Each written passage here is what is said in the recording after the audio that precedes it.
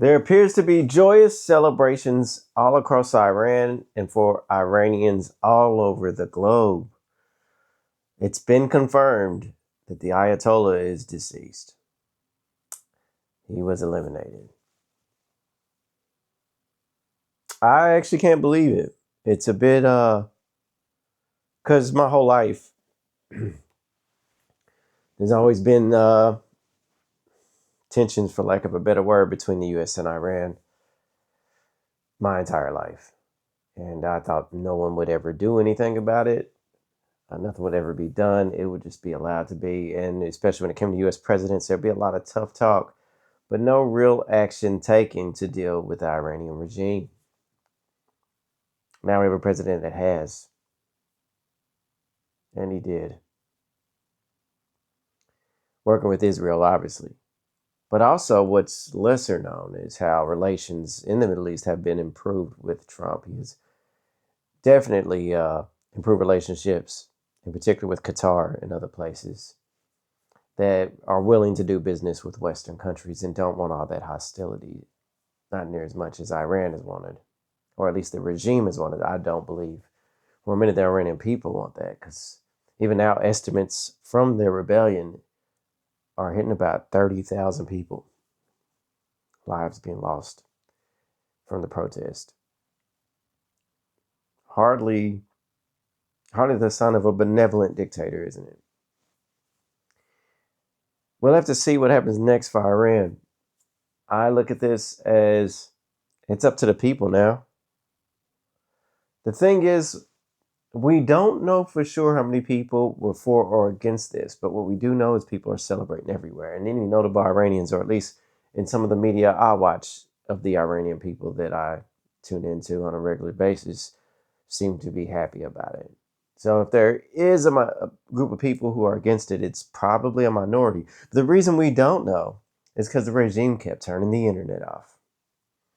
And they will when it wouldn't benefit them. So people can make these, even on the left in the West, which is weird to me.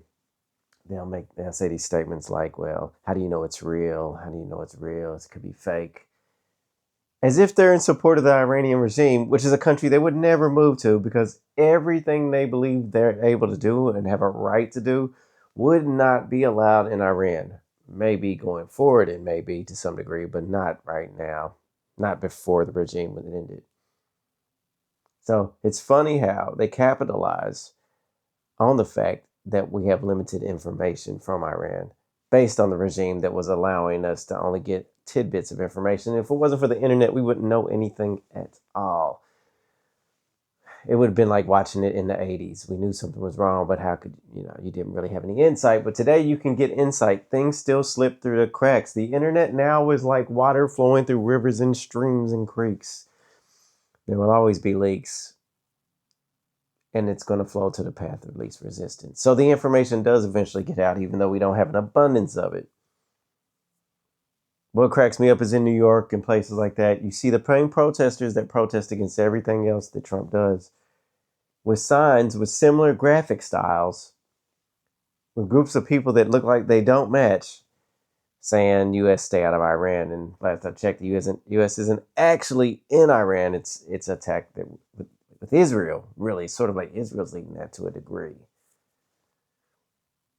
But you know what? My whole life, I already known that Iran has always said that to America and Israel.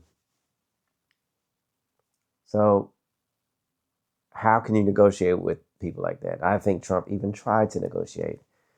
And clearly, it didn't go anywhere.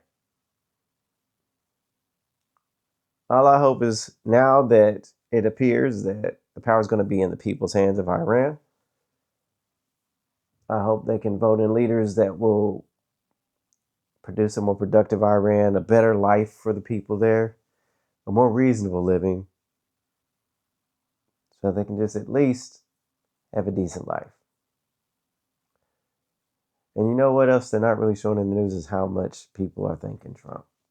Because even though he didn't do it by himself, he pushed for it.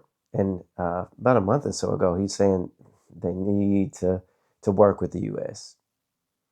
And he said something would be done if they didn't. And here we are.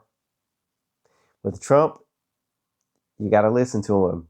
You can't ignore him. It's not just tough talk, it's tough action.